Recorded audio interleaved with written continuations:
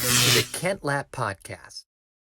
Now, what do the people, when you say not every physical therapist is going to be in on this, or maybe even believe in some of this, what do they say? No, there's not a, what's the term, meridian? Because a meridian is the meridian the actual It's line? the line. The meridian is the line. Yeah, Yeah, it's that's the what I fascial thought. line. I've heard that before, but I don't know much about it.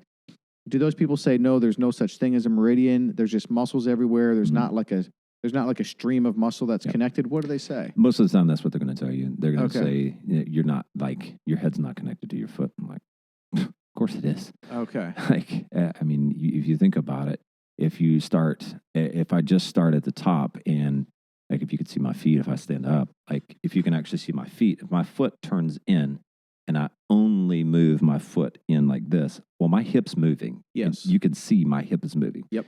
If my hip is moving, then something else is moving on top of that. And then I have to stabilize. Well, where am I going to stabilize? Probably across my body because that's how we are built. We are built in not a linear function. We do diagonal stuff all the time. How do you lift? Most people, when you're lifting a box and moving it, you lift and you twist and you set something down. So you have to load across systems. So it makes sense then that you would have to have something that's going to stabilize you across the other way, right? The design has to be there for it. In fact, thoracic spine actually has a lot of rotational mobility to it. It's got a lot of movement that way, okay? Mostly through the rib cage and everything like that, but it has a decent bit of movement. But then again, like you start doing that, well, what have I just done when I, like, say I've activated here or I rotate this away? Well, yeah, sure. My shoulder blade just moved back here. Well, my shoulder blade just moved, which is like I have levator scapula that's right here. I also have spinalis that runs up the back of my neck. You can see that muscle right here, okay? Or splenius, muscle that connects all the way up to the head. So yes. Yeah. We are connected. Yeah, it's got to be. And that's why, what is the term for this? People that do like a particular type of foot massage and it affects the body. Reflexology? Yeah, reflexology. Is it reflexology? Yeah. Is that what it is? Yeah, you nailed it. Yep. Okay.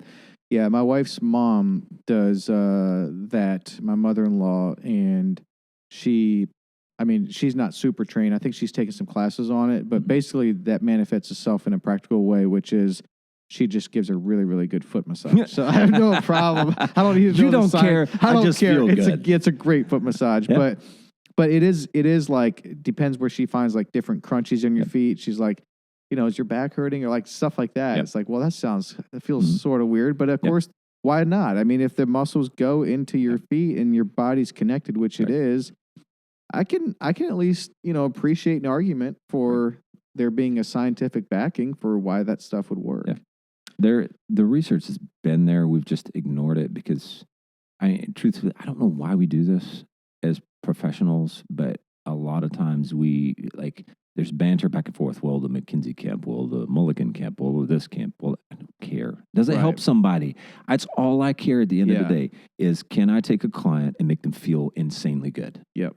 That's the whole point of why we exist. And following this, you've been able to help some clients with this line of thought. Yeah. Oh yeah, one guy in particular I'll tell you about. I started him last November, so it's been almost a year working with him, and he's one of my training clients. I see him 3 days a week because again, people need loading again and again, and this is not the traditional physical therapy. Right? Traditional physical therapy is going to see you maybe 8 weeks, twice a week, 1 to 2 times a week. For 8 weeks. That's the script that most of the time we get. Okay. But the truth is that he needed loading over time. The problem was he would go, his knee would be feeling good, and then he would go work with the trainer. And no offense to trainers, but some of them don't know the best biomechanics. They just don't. They're not educated in that. I have my doctorate in that. So what would happen is he would start doing okay. He would start off light because he physically could not do it. He would just be so short-winded and not able to perform all the activities. But then as he got stronger, he's like, I'm more confident. I can do this better. And then he would get overloaded and bang, there's an injury, like a legit have to go have surgery injury. It blew something out. And then all the way he had lost, he gained it right back and then some. And that happened, I think, 2 or 3 times. And then he finally was like, oh, crap, I don't know if there's any hope for me.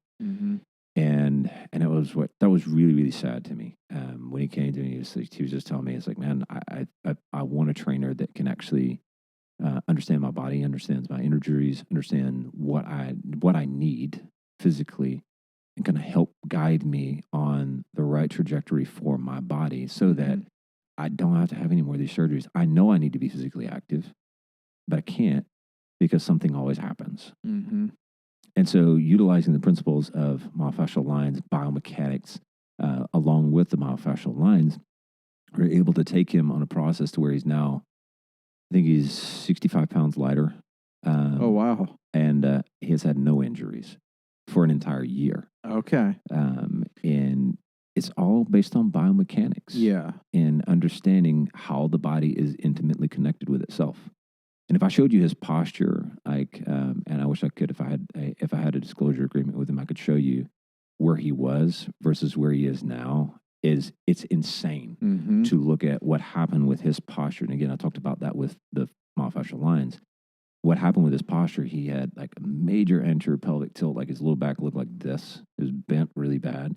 And like over the course of strengthening and loading, over time, he got taller. Oh, I see. Sure. Yep. Just based off of. Was he bent front, you mean? Yeah. Well, he was like the best way I can do is just show you. So basically, he went, I think, if I can get this right, like this. And he had a lot more weight, so his belly stuck out quite a bit. Okay. And then he was kind of right here. Sure. Thumbs pointed at each other. Okay. Right. He thought he was okay in a good position, but if you look like from the side, right, like my back is hyperextended. Yes. In this position. Yep. So I mean, I'm loading L5, S1, which consequently he also had back pain. Sure. He doesn't have back pain anymore. Yeah. Wow. Because we took him on the process of balancing out his body with biomechanics and then loading over time. Yep. Which again, that's where my practice differs from traditional physical therapy, is that I don't really like the idea of just seeing somebody twice a week for 8 weeks and then bye-bye, see you later, good luck. Right. You need to load it. If that's with me, great. Yeah, I have space in my practice to where I can do that and I can take you there. However, if that's not for you, that's fine. I'll give you the principles. You can go off and do your own thing if you want to. But oftentimes people need the neuromuscular re-education, which is just connecting the brain back to the body through these fascial systems and everything, so they move right. And when you say they need to load it, you basically mean they need to do particular exercises to accomplish what you're trying to accomplish. Yeah, I mean, particular exercises. Is that what you mean by loading? Loading means basically like taking somebody through a strength training process. I see. Right. So loading as in, we started with him a barbell on a deadlift. Okay. Yep. And now he can easily do, I think, 135 on his deadlifts, but multiple, like I'm talking like 3-4 sets of 20 on those. Yeah. He's crushing it. No back pain with it either. So. Wow. Yep. Now, when you say like an injury, so like the one category of injury, I feel like I can just kind of understand like this happens, whereas like you have an advanced athlete and they're pushing it. If you're into CrossFit, like Michael is, and you're getting heavy weights and heavier, and one day you injure yourself because you went too heavy or you went too hard or whatever happens. Yep. Like, so there's that. But then there is another category where someone's body they're out of shape, or they're weak in certain areas, or they've had other injuries, and just like certain types of everyday movements they can actually get an injury from. It sounds like that was maybe this guy's case, or when. Like, he didn't sound like he was getting injuries because he was an advanced athlete. No, he was getting injuries because he was out of shape. And so it's like he would try to move and be active, but just that amount of movement would cause an injury. Yeah, it would, but it was also the biomechanics of how he moved also. Okay. So how he was being taught how to move. So, I mean, I teach people when you squat, I'm sure you're very familiar with this. You plant the toes, create a slight bit of arch in the feet because that puts the knees slightly outward in external rotation to the hips. And then pretty much it allows the knee to track the way it's supposed to, which the knee has a mechanism called the screw-on mechanism, where it literally screws back into itself. And that's kind of a weird way to put it. But the very, very last end of knee extension, there's a locking like this. That's what you say. They say, don't lock your knees. That's what I'm talking about. There's actually a lock right there on end range. It's very hard if somebody has a decent bit of strength to unlock that. if they have a decent bit of strength because of the locking mechanism. I see. Think like pit bull, when a pit bull locks down on something. Sure. Same idea. Oh, jeez. It's very hard because they have a lock mechanism Yeah. in their jaw, right? And we have a locking mechanism. It's not that strong, but that's the principle. Well, what happens is when you unlock, some people will let the knee cave in. And know you doing CrossFit or doing any kind of type of weightlifting, they tell you don't let that knee buckle in, right? That's one of the most common cues. Well, the thing about it is, unless you're correcting down below that too at the ankle, you could inadvertently be not necessarily buckling in, but you could be rotating the tibia in, which is creating the same thing just on the bottom of it. Mm-hmm. Okay.